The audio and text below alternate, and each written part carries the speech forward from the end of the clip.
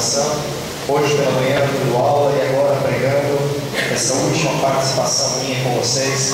Quero, antes de ler o texto da Bíblia, me alegrar com vocês, né? O gostoso de aniversário é que a gente nunca traz glória para a gente, sempre traz glória para o nosso Criador, nosso sustentador. Então, me alegrar com a mocidade dessa igreja e agradecer e louvar a Deus pela vida dessa mocidade, pela vida da sua liderança, pelos seus antepassados, pelos 70 anos de história em que Deus cuidou de vocês. E peço a Deus, rogo a Deus que continue a preservá-los fiéis a Ele, que Deus vai preservar essa mocidade ainda presente por mais quantos anos Ele for servido. Mas não se esqueça de nossa fidelidade para com o Senhor nosso Deus. Eu quero convidá-los a abrirem suas Bíblias em Daniel capítulo 3.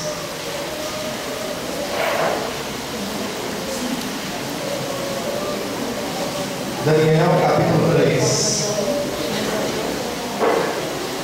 Eu expus ontem o primeiro capítulo, hoje pela manhã o segundo, e agora vamos terminar com o terceiro capítulo, uma história bem conhecida, novamente rogando a Deus que fale conosco, mesmo por intermédio de histórias bem conhecidas, né? A palavra dele é viva, santa, eficaz, como uma espada de dois gumes, mais cortante do que uma espada de dois gumes. Penetra no nosso interior, nós vamos pedir a Ele que fale conosco hoje. Eu vou pedir que os irmãos acompanhem a leitura, então, de Daniel capítulo 3, todo o capítulo. Diz assim a palavra do Senhor: o rei Nabucodonosor fez uma imagem de ouro que tinha 60 côvados de altura e 6 de largura. Levantou-a no campo de Dura, na província da Babilônia. Então o rei Nabucodonosor mandou ajuntar os sátrapas, os prefeitos, os governadores, os juízes, os tesoureiros, os magistrados, os conselheiros e todos os oficiais das províncias, para que viessem à consagração da imagem que o rei Nabucodonosor tinha levantado. Então se juntaram os sátrapas, os prefeitos, os governadores, os juízes, os tesoureiros, os magistrados, os conselheiros e todos os oficiais das províncias para a consagração da imagem que o rei Nabucodonosor tinha levantado, e estavam em pé diante da imagem que Nabucodonosor tinha levantado. Nisto o arauto apregoava em alta voz: ordena-se aos outros, ó povos, nações e homens de todas as línguas, no momento em que ouvirdes o som da trombeta, do pífaro, da harpa, da cítara, do saltério, da gaita e fora, de toda sorte de música, vos prostrareis e adorareis a imagem de ouro que o rei Nabucodonosor levantou. Qualquer que se não prostrar e não adorar será no mesmo instante lançado na fornalha de fogo ardente. Portanto, quando todos os homens ouvirem o som da trombeta, do pífaro, da harpa, da cítara, do saltério e de toda sorte de música, se prostraram os povos, nações e homens de todas as línguas e adoraram a imagem de ouro que o rei Nabucodonosor tinha levantado. Ora, no mesmo instante, se chegaram alguns homens caldeus e acusaram os judeus. Disseram ao rei Nabucodonosor: ó rei, vive eternamente. Tu, ó rei, baixaste o decreto pelo qual todo homem que ouvisse o som da trombeta, do pífaro, da harpa, da cítara, do saltério, da gaita, do fora, de toda sorte de música, se prostraria e adoraria a imagem de ouro. E qualquer que não se prostrasse, não adorasse, seria lançado na fornalha de fogo ardente. Há uns homens judeus que tu constituíste sobre os negócios da província da Babilônia, Sadraque, Mesaque e Abednego. Estes homens, ó rei, não fizeram caso de ti. A teus deuses não servem, nem adoram a imagem de ouro que levantaste. Então Nabucodonosor, irado e furioso, mandou chamar Sadraque, Mesaque e Abednego, e trouxeram a estes homens perante o rei. Falou Nabucodonosor e lhes disse: é verdade, ó Sadraque, Mesaque e Abednego, que vós não servis a meus deuses, nem adorais a imagem de ouro que levantei? Agora, pois, estáis dispostos, quando ouvirdes o som da trombeta, do pífaro, da cítara, da harpa, do saltério, da gaita e foles, prostrai-vos e adorai a imagem que fiz. Porém, se não a adorardes, sereis no mesmo instante lançados na fornalha de fogo ardente. E quem é o Deus que vos poderá livrar das minhas mãos? Responderam Sadraque, Mesaque e Abednego ao rei: ó Nabucodonosor, quanto a isto, não necessitamos de te responder. Se o nosso Deus, a quem servirmos, quer livrar-nos, Ele nos livrará da fornalha de fogo ardente e das suas mãos, ó rei. Se não, fica sabendo, ó rei, que não serviremos a teus deuses, nem adoraremos a imagem de ouro que levantaste. Então Nabucodonosor se encheu de fúria e, transtornado o aspecto do seu rosto contra Sadraque, Mesaque e Abednego, ordenou que se acendesse a fornalha 7 vezes mais do que se costumava.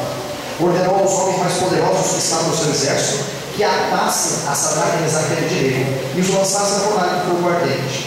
Então esses homens foram atados com seus mantos, suas túnicas e chapéus, suas outras roupas, e foram lançados na fornalha sobremaneira acesa. Porque a palavra do rei era urgente, e a fornalha estava sobremaneira acesa. As chamas do fogo mataram os homens que lançaram de cima para dentro a Sadraque, Mesaque e Abednego. Estes 3 homens, Sadraque, Mesaque e Abednego, caíram atados dentro da fornalha sobremaneira acesa. Então o rei se espantou e se levantou depressa e disse aos seus conselheiros: não lançamos nós 3 homens atados dentro do fogo? Responderam ao rei: é verdade, ó rei. Tornou ele e disse: eu, porém, vejo 4 homens tolos que andam passeando dentro do fogo sem nenhum dano, e o aspecto do quarto é semelhante ao filho dos deuses. Então se chegou Nabucodonosor à porta da fornalha sobremaneira acesa, falou e disse: Sadraque, Mesaque e Abednego, servos do Deus Altíssimo, saí e vinde. Então Sadraque, Mesaque e Abednego saíram do meio do fogo. Ajuntaram-se os sátrapas, os prefeitos, os governadores e conselheiros do rei, e viram que o fogo não teve poder algum sobre os corpos destes homens. Nem foram chamuscados os cabelos da sua cabeça, nem os seus mantos se mudaram, nem cheio de fogo passaram sobre eles. Falou Nabucodonosor e disse: bendito seja o Deus de Sadraque, Mesaque e Abednego, que enviou o seu anjo e livrou os seus servos que confiaram nele, pois não quiseram cumprir a palavra do rei, preferindo entregar o seu corpo a servirem e adorarem a qualquer outro Deus, senão ao seu Deus. Portanto, faço o decreto pelo qual todo povo, nação e língua que disser blasfêmia contra o Deus de Sadraque, Mesaque e Abednego seja despedaçado e as suas casas sejam feitas em monturo, porque não há outro Deus que possa livrar como este. Então o rei fez prosperar a Sadraque, Mesaque e Abednego na província da Babilônia. Vamos lá. Senhor, pedimos ao Senhor que fale conosco através desta história. Ensina-nos mais uma vez a conhecer-te e a conhecer o teu cuidado sobre aqueles que estão fiéis ao Senhor, que permanecem atentos à tua lei, obedientes à tua palavra. Senhor, nos ensine nessa noite, nos encoraje, nos desafie por intermédio deste santo livro. Essa é a nossa oração, em nome de Jesus. Amém. Amém.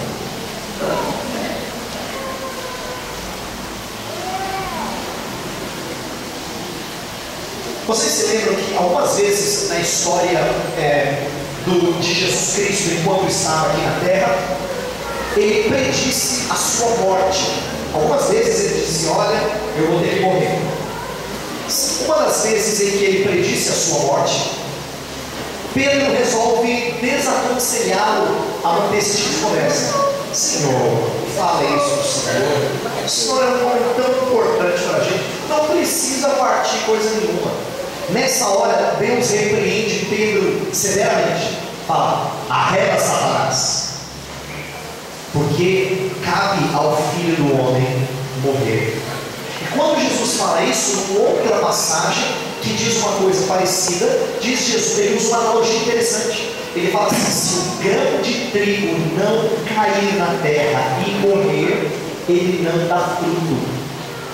Jesus estava comparando a sua vida com um grão de trigo que precisa cair na terra, que precisa morrer como semente, para que seja uma planta frutífera.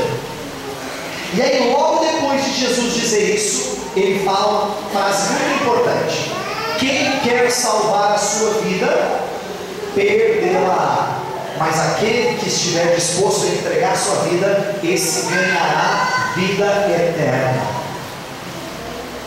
Jesus primeiro mostra que ele faria isso, ele morreria para trazer vida para os outros, mas depois ele ensina os seus discípulos a estarem dispostos a entregar suas vidas a fim de ganhá-las.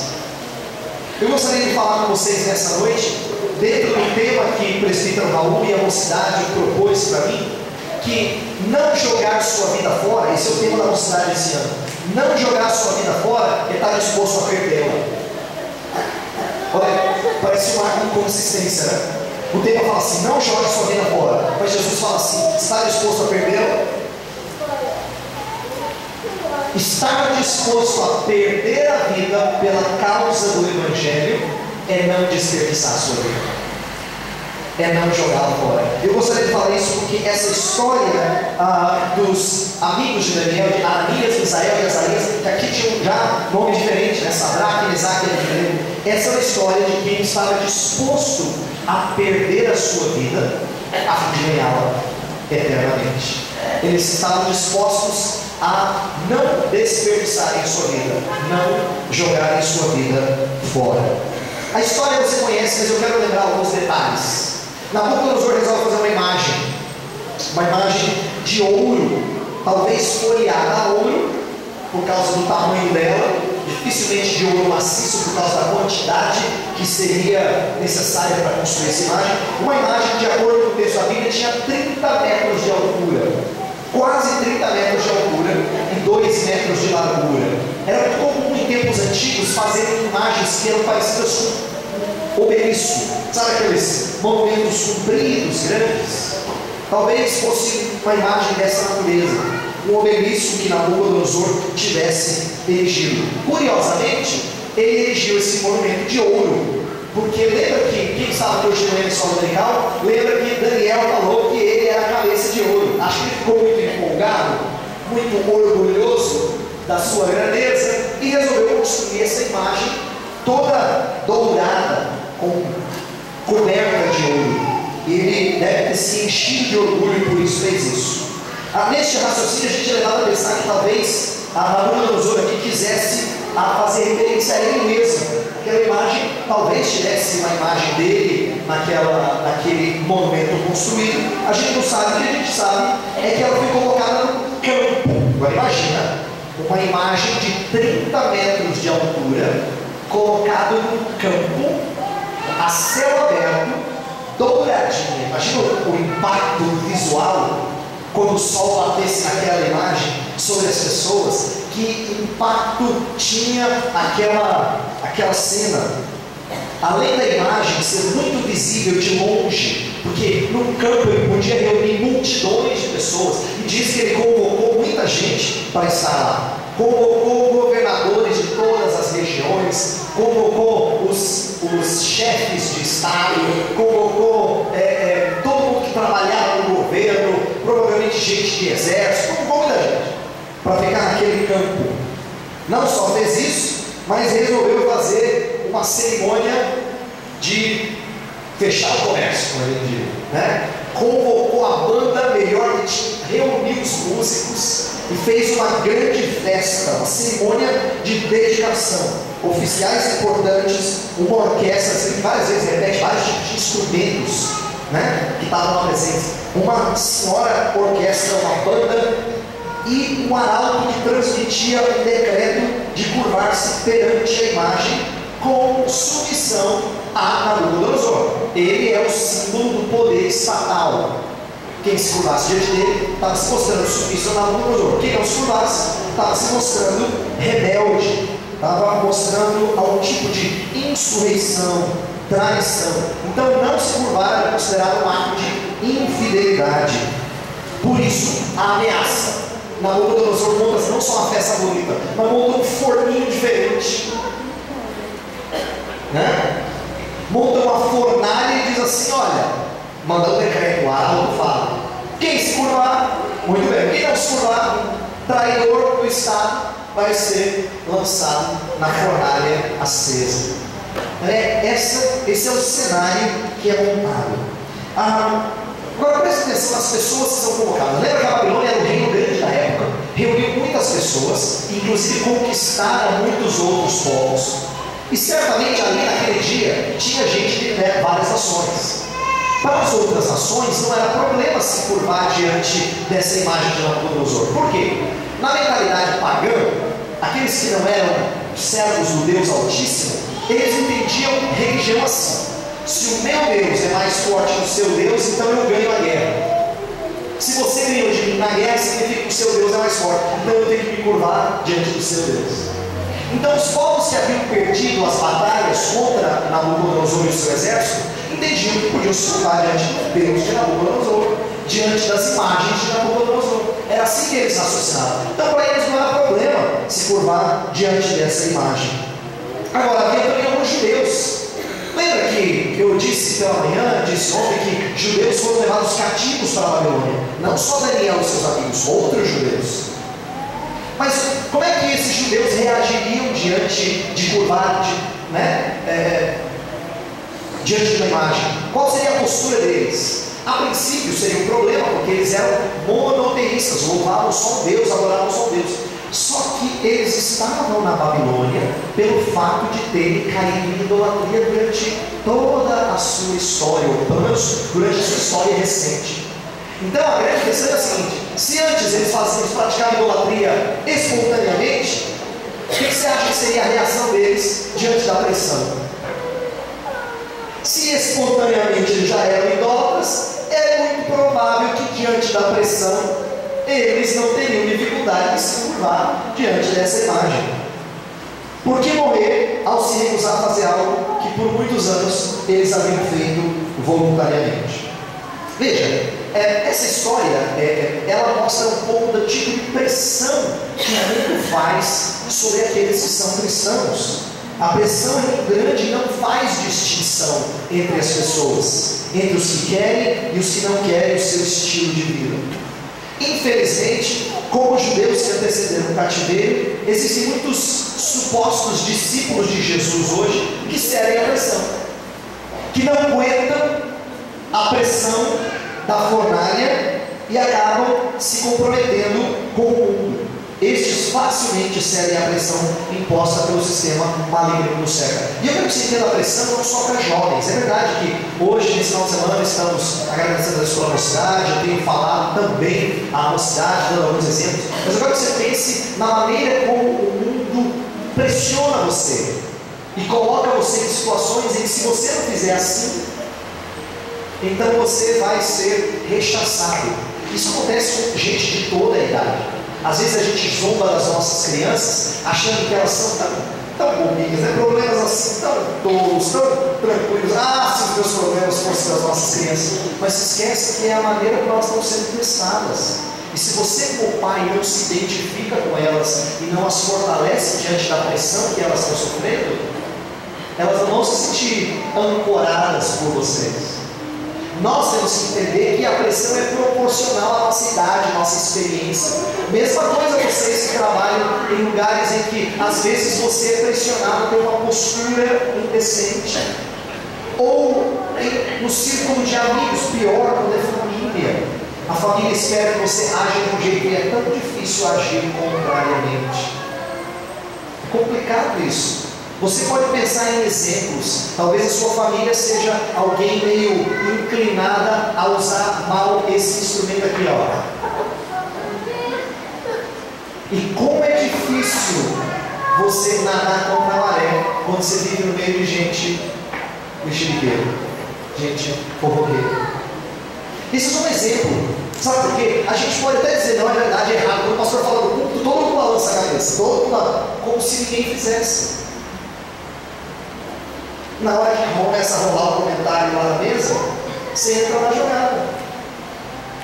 Dificilmente você vai parar e dizer assim: pessoal, vamos parar essa conversa.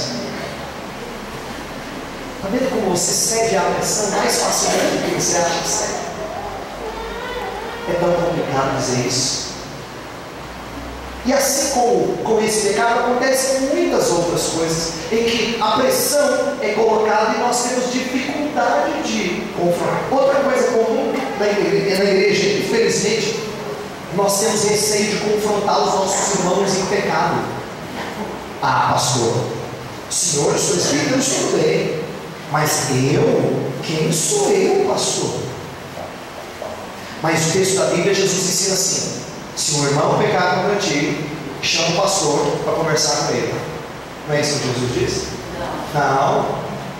Vai você arguir. Porque se ele se arrepender, ele acha que eu. Mas quantos de nós têm disposição de confrontar os nossos irmãos no erro? Nós cedemos à pressão muito facilmente. A gente tem desconforto de fazer certas coisas. A gente até acha que age sabiamente quando passa do pastor, dos presbíteros fazer. E não é isso que a Bíblia diz. A pressão existe. E se você não tiver a coragem de ser distinto, de ser diferente, você vai raciocinar igualzinho uma pessoa do mundo. Igualzinho. Bem, o texto fala que tocaram, se curvaram todos, mas alguns não se curvaram. Interessante que Daniel não está na cena, não é? A gente não vê Daniel na história aqui. Não se sabe por quê, talvez Daniel não estivesse presente, porque ele fosse isentado de ter que se curvar diante dessa imagem. Ele já estava numa posição muito elevada. Lembra que ele ele impactou o rei Nabucodonosor desde o início, e ele foi colocado numa posição muito alta. Talvez ele não estivesse presente por causa da posição alta dele no governo. Mas eu creio que Deus mostrou os 3 amigos separados de Daniel para mostrar a lealdade deles, mesmo hoje Daniel. Porque nos outros 2 capítulos é sempre Daniel e os amigos. Mas aí Daniel rouba a cena. Agora Deus mostra os amigos de Daniel, fiéis como Daniel. Sadraque, Mesaque e Abednego vão se mostrar fiéis, não se curvam. Agora você imagina a cena. Quero que você visualize para mim o impacto disso. Campo, imagem de 30 metros, dourada, sol batendo, música no mais alto nível, volume. Na hora que toca a banda, todos se curvam, entre os judeus lá em Pérez. Ficou evidente para todo mundo. Nessa hora, quem já não gostava deles e já tinha um problema nesse ossinho aqui, ó. Vocês sabem, né? Do que eu estou falando. Quem tinha um problema nesse ossinho aqui foi conversar com Nabucodonosor, dizendo assim: a gente conhece eles não adoram os seus deuses já tem tempo. A acusação deles no verso 12, dá uma olhada. Fala assim: há uns homens judeus que tu constituíste sobre os negócios da província da Babilônia. Sadraque, Mesaque e Abednego. Veja só, tu constituíste sobre os negócios da província da Babilônia. Eles estão interessados naquilo que eles têm. Por que eles podem ser governantes? Como é que eles, desleais para com o Senhor, Nabucodonosor? Nós somos tão leais ao Senhor. Nós somos tão leais ao Senhor. Mas olha só os seus governantes aqui. E olha o que diz: estes homens, ó rei, não fizeram caso de ti. A teus deuses não servem. Não está falando só daquele dia. Eles conheciam Sadraque, Mesaque e Abednego. Sabiam que eles não serviam os deuses da Babilônia. A teus deuses não servem, nem adoram a imagem de ouro que levantaste. Eles não servem antes, no sentido de mostraram que não serviam, e agora mostraram que não se curvaram diante da imagem. O que o senhor vai fazer diante disso? Olha a instigação. É igual menino.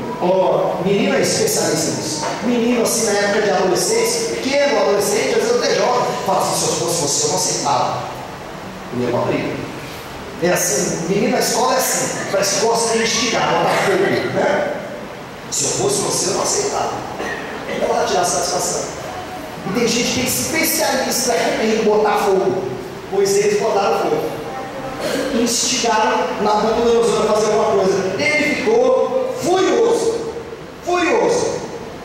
E aí resolve chamá-los. Verso 13 fala que ele chama, pergunta para eles: verdade que vocês não se curvaram? Vou dar uma outra oportunidade para vocês. Então ele fala no verso 15, olha só: agora, pois, estai dispostos. Quando eu falo estai dispostos, se coloquem à disposição. Façam aquilo que eu espero de vocês. Estai dispostos. Quando tocar a música, quando tocar a banda, vocês têm que se curvar. E aí vem uma frase jocosa de Nabucodonosor. Olha só como o homem ímpio fala graças a Deus, mas depois esquece do poder de Deus. Porque olha o que diz no final do verso 15. Dá uma olhada. Fala assim: e quem é o Deus que vos poderá livrar das minhas mãos? Lembra que Nabucodonosor tinha exaltado esse Deus que conhece os mistérios no capítulo 2? Tinha exaltado no capítulo 1 esse Deus que dava entendimento a Daniel e aos seus amigos. Ele estava louvando esse Deus antes. Mas ele ainda não havia se submetido a esse Deus. Ele zomba de Sadraque, Mesaque e Abednego. E quem é o Deus que vai livrar vocês de mim? Por que Nabucodonosor é tão soberbo? Lembra que eu falei da religiosidade pagã? Na cabeça dele é assim: eu venci todas as nações, então não tem ninguém que pode contra mim. Tem ninguém. Quem é? Que Deus de outra nação por acaso livrou do meu poder? Nenhuma. Então, quem é o Deus que vai livrar vocês?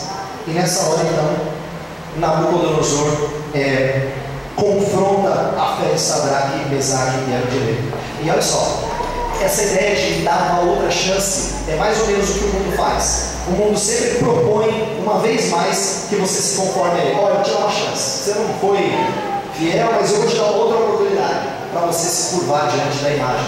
Como é perigoso o ataque do mundo e como ele é insistente para que nós caiamos nas suas armadilhas. Aí vem a parte mais bonita para mim de todo esse texto.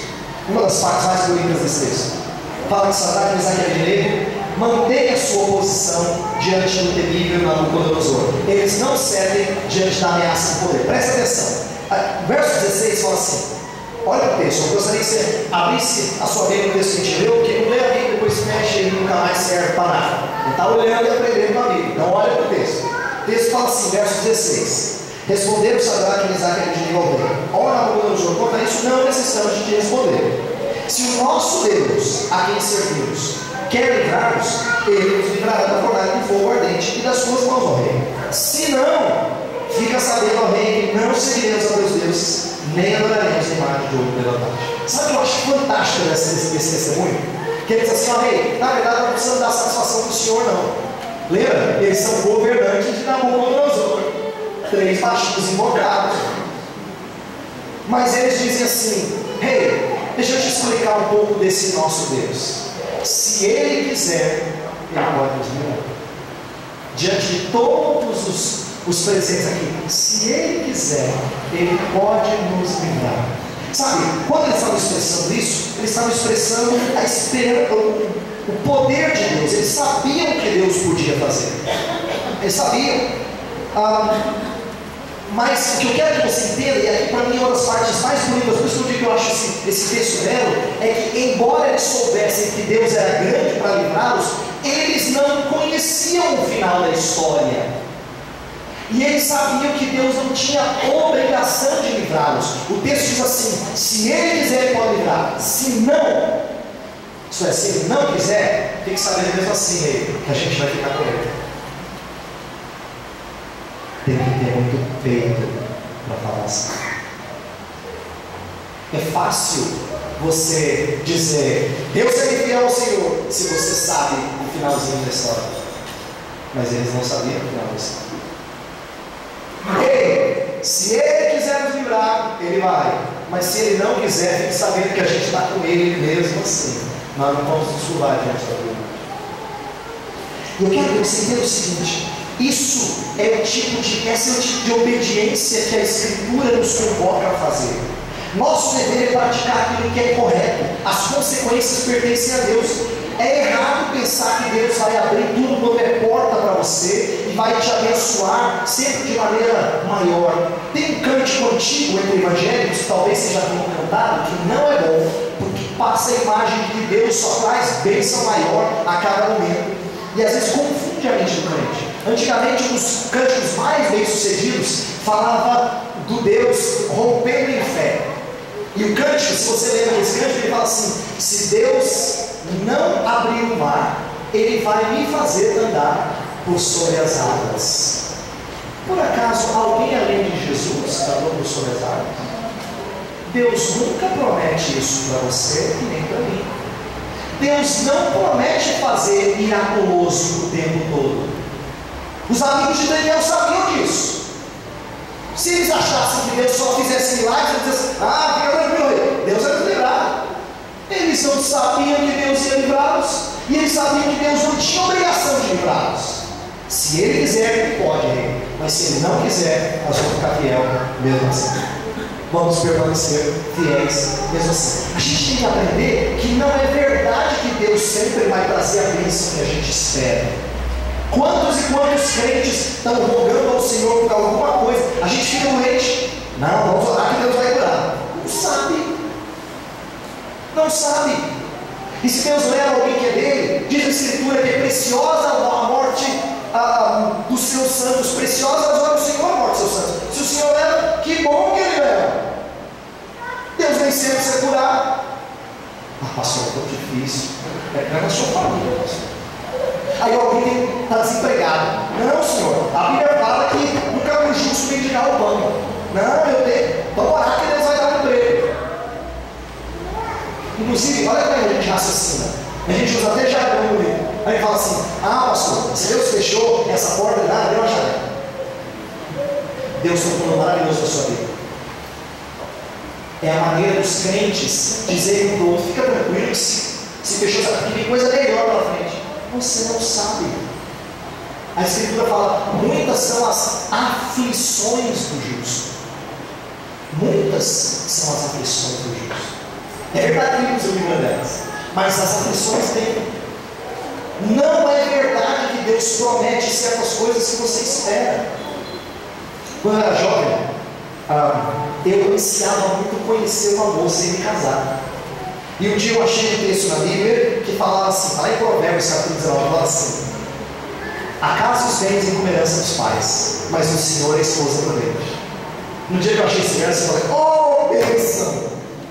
Deus tem guardado para mim uma esposa. Fiquei feliz na vida. Aquilo me confortou por um bom tempo. Aí eu falei: não, essa preciosa mesmo. Até o dia que meu pai me deu um banho de água fria. Ele falou assim: filho, esse verso não é uma promessa. Por acaso todos os fiéis ao Senhor se casam na história da humanidade? Não. Deus não promete casamento para todos os seus. Deus não promete emprego melhor aos seus. Deus não promete saúde constante aos seus. Deus não promete isso. E aí, se você tem a expectativa errada de Deus, você se frustra com Deus. O problema da sua frustração é porque você criou um ídolo. Você fez Deus do jeito que você queria, não do jeito que Ele é. Sadraque, Mesaque e Abednego creram em Deus do jeito que Ele é. Por isso falaram: se Deus quiser, Ele pode, mas se Ele não quiser, nós ficamos com Ele. Nós permanecemos com Ele. Mantenha a sua posição. E aqui é que nós vemos a preciosidade de não jogar a sua vida fora. Eu disse no começo: o que há de tão extraordinário em não jogar a sua vida fora? É que na Bíblia, de acordo com as palavras de Jesus que eu mencionei no começo, não desperdiçar a sua vida, Ele está disposto a desperdiçá-la. O que o senhor está falando, pastor? Não desperdiçar a sua vida é estar disposto a cair na fornalha e morrer. Cair na fornalha e morrer. Jesus falou: quem a perde, a ganhará eternamente. Minha pergunta para você: você tem entendido vida cristã assim?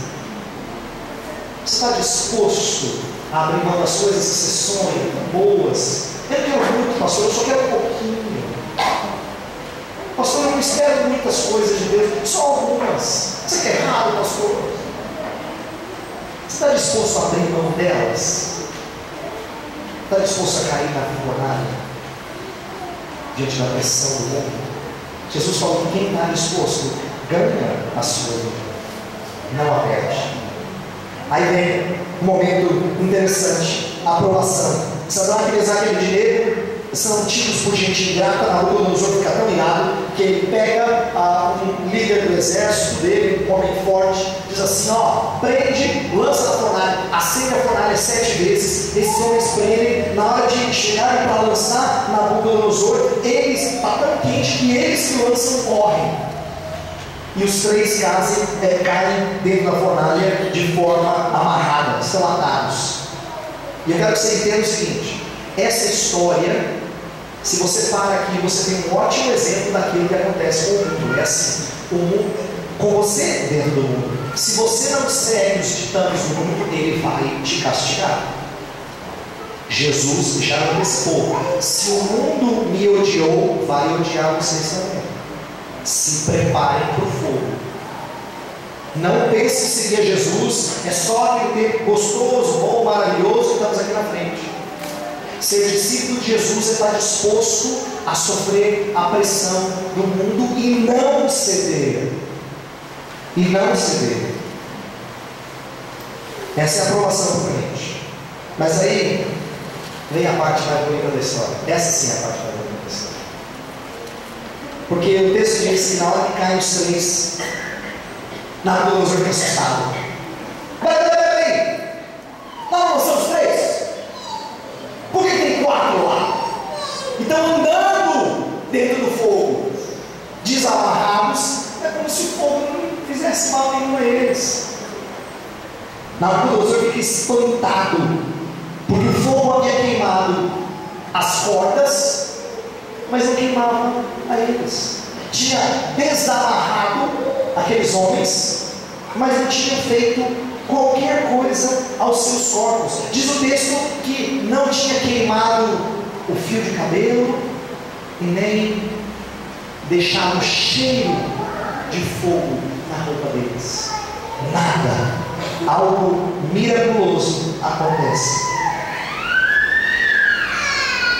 Todavia, lembremos de que a maneira de Deus nos preservar não é tirando toda a tribulação de nosso caminho. Pelo contrário, Ele traz as aflições e nos livra delas. Eu gostaria que você entendesse o seguinte: essa história que traz o livramento de Deus, ela não vai nos ensinar que a gente tem que esperar que Deus tire a gente do fogo sempre.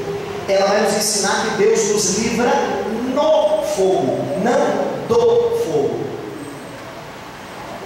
Se você não estiver disposto a cair, você não é digno de ser chamado um discípulo de Cristo Jesus.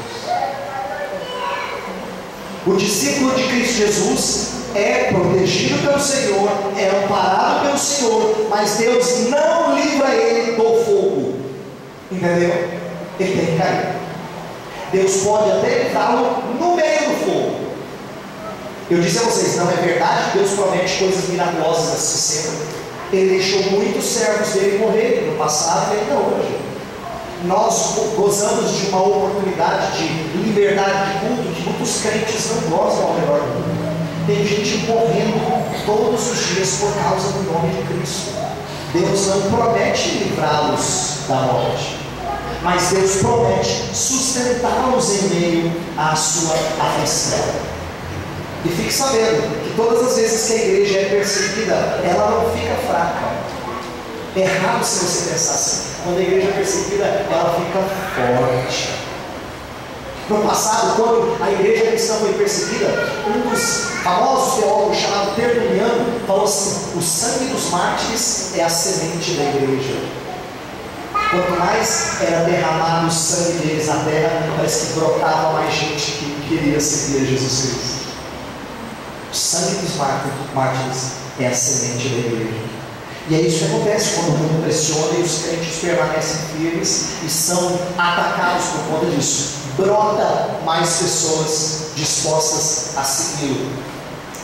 Mas quando eu digo que essa parte mais bonita do texto, é pelo quarto ser que está andando. Nabucodonosor usa 2 termos diferentes. No verso 25 ele fala que é o filho dos deuses. Alguma coisa extraordinária acontece ali. Esse homem é diferente dos outros 3. Ele parece o filho dos deuses. No verso 28 ele chama esse personagem de anjo. É possível que o que Nabucodonosor está dizendo esse é um tipo de ser divino, sobrenatural. É um ser diferente esse quarto homem na fornalha. O que eu vou dizer agora, eu não posso dizer com certeza 100%, mas eu tenho fortes impressões de que esse quarto homem na fornalha é a segunda pessoa da Trindade ainda não encarnada. Esse aqui é aquele que viria a ser o homem Deus, o verbo que se faria carne. E por que eu acho que isso aqui é a segunda pessoa da Trindade? Abre comigo em Isaías capítulo 43. Isaías capítulo 43, verso 1 e 2.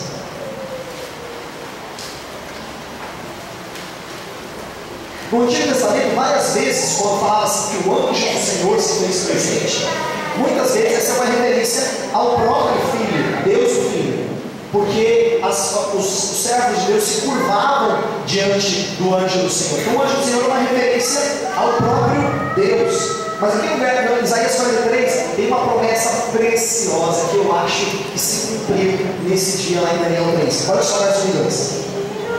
Mas agora sim diz o Senhor que te criou, ó Jacó, que te formou, ó Israel, não temas, porque eu te remi, chamei-te pelo teu nome, tu és meu. Quando passares pelas águas, eu serei contigo. Quando pelos rios, eles não te submergirão. Quando passares pelo fogo, não te queimarás, nem a chama arderá em ti. O que Isaías, o profeta Isaías escreveu, se cumpriu cerca de 150 anos depois, na vida de 3 jovens. Deus disse aqui no livro de Isaías: eu vou estar com vocês, quando vocês passarem pelas águas. E Deus não fez isso quando atravessaram o Mar Vermelho, quando atravessaram o Rio Jordão. Quando vocês passaram pelas chamas, eu vou estar com vocês. E foi isso que aconteceu lá em Isaías. Deus se fez presente com eles. Eu tenho aprendido uma coisa e eu espero que você aprenda também. E eu não vou terminar a minha palavra. Não tem coisa mais preciosa na nossa vida do que Deus estar presente. Eu às vezes me sinto como criança pequena. Criança pequena é confortada no meio ao medo quando o pai e a mãe estão juntos. Na hora do medo, ela corre para quem? Para quem é conforto dela. Ela vai para a cama, ela vai para o colo, ela pega na mão. Criança sabe para onde correr na hora do medo. Diante do nosso Deus, nós somos como crianças. E para mim é fundamental que Deus diga para mim: filho, fica tranquilo, eu sou contigo. Para mim não tem nada mais confortante quando eu estou com medo do que o meu Pai Celestial falar assim: fique tranquilo, eu sou você. E Deus promete isso. Deus prometeu isso a servos dele no decorrer da história, e Ele diz isso hoje também. E eu queria que você entendesse isso como sendo a promessa mais preciosa que você pode usufruir. Quando Jesus falou assim que eles deviam sair para pregar o Evangelho para toda criatura, fazer discípulos de várias nações, lembra? O finalzinho de Mateus fala assim: vocês devem ir para todas as nações, fazer discípulos, batizando-os em nome do Pai, do Filho. E aí ele oferece uma promessa: e eu estarei convosco todos os dias até a consumação dos séculos. Sabe o que Deus está dizendo para a gente? Deus está dizendo assim: ó, quando vocês, o MP, fizerem o trabalho de vocês e saírem para a evangelização, e aparentemente não tiver aquele resultado estrondoso, não desanime, porque eu estou com vocês até a consumação dos séculos. Quando Jesus nos exorta a confrontar os nossos irmãos em pecado, Ele faz uma promessa. Ele fala: onde 2 ou 3 estiverem reunidos em meu nome, ali estou no meio deles. Deus está dizendo: ó, quando você se esforçar pela vida santa da igreja, fique sabendo que eu sou com você. Não tem nada mais confortador do que saber que Jesus Cristo promete que está conosco quando nós nos dispomos a fazer o trabalho dele.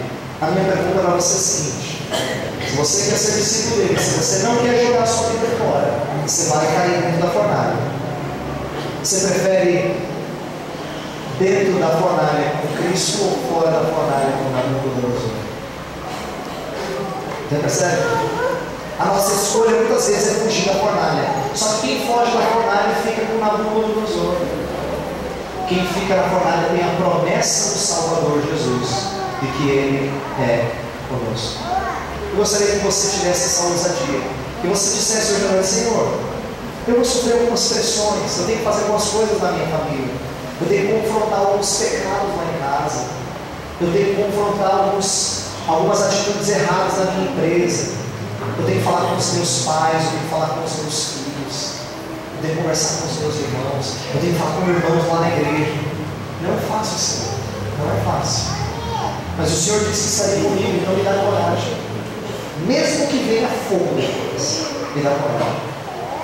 Eu queria que você orasse assim, porque isso é não desperdiçar a sua vida. Isso é ter disposição de perdê-la a fim de ganhar. Eu espero que você responda dizendo sim, é isso que eu quero. Eu quero perdê-la por amor a Deus. Eu espero estar junto de Cristo, caindo na fornalha, porque fora dela, sem o seu amor. Feche os seus olhos. Senhor Deus, nós te agradecemos porque o Senhor nos exorta pela tua palavra a sermos fiéis ao Senhor. O nosso conforto, a nossa alegria, Senhor, é que o Senhor é fiel para conosco. O Senhor nunca nos desampara. Nós passamos por aflições e nem sempre nós obtemos as coisas que nós esperamos. O Senhor não promete nos dar saúde sempre, não promete nos dar sucesso profissional e financeiro. O Senhor não nos promete uma família bem-sucedida. Essas coisas podem vir do Senhor, mas elas não têm que vir do Senhor. No entanto, o Senhor promete sempre estar conosco. E nós queremos descansar nessa promessa nessa noite e te louvar por essa promessa e pedir que o Senhor nos encoraje com essa promessa hoje à noite. Senhor, não deixe a gente jogar nossa vida fora, não deixe a gente desperdiçar a nossa vida aqui. Ensina-nos a ter a disposição de perdê-la por amor a Jesus Cristo. E o Senhor há de nos honrar, e o Senhor há de nos recompensar conforme o teu santo querer. Nós oramos pedindo força do Senhor, porque nós precisamos do Senhor em todo o tempo. Pedimos força ao Senhor, faz-nos fiéis até a morte, Senhor, para que recebamos a coroa da vida. Oramos em nome de Jesus. Amém. Amém.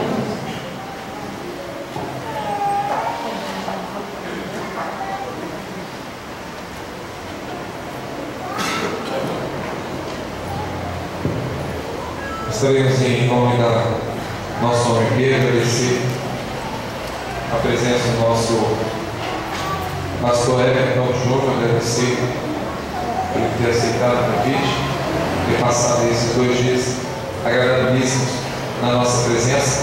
Nós vamos estar nos colocando de pé e vamos estar cantando o hino oficial da nossa mocidade, hino de número 382. Logo após nós estaremos já fazendo a oração final e a bênção.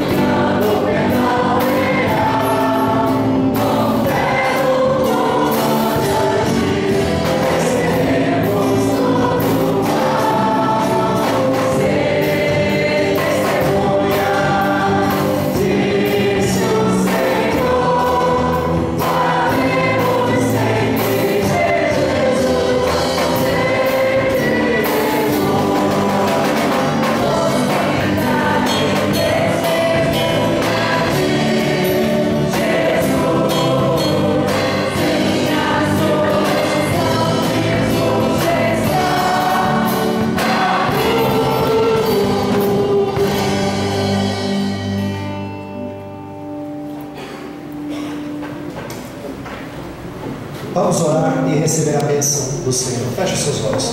Senhor, nós te louvamos pela mocidade desta igreja que completa 70 anos nesses próximos dias. Te louvamos, Senhor, porque o Senhor tem cuidado dela nesse tempo todo, tem a preservado também hoje. Pedimos que o Senhor a guarde do mal, Senhor. O Senhor não nos promete tirar do mundo ainda, mas o Senhor pode e nos guarda do mal. Então guarde esses moços do mal, Senhor. Mantenha eles puros, santos, íntegros. Pedimos isso não só para aqueles que são da mocidade no momento, mas para eles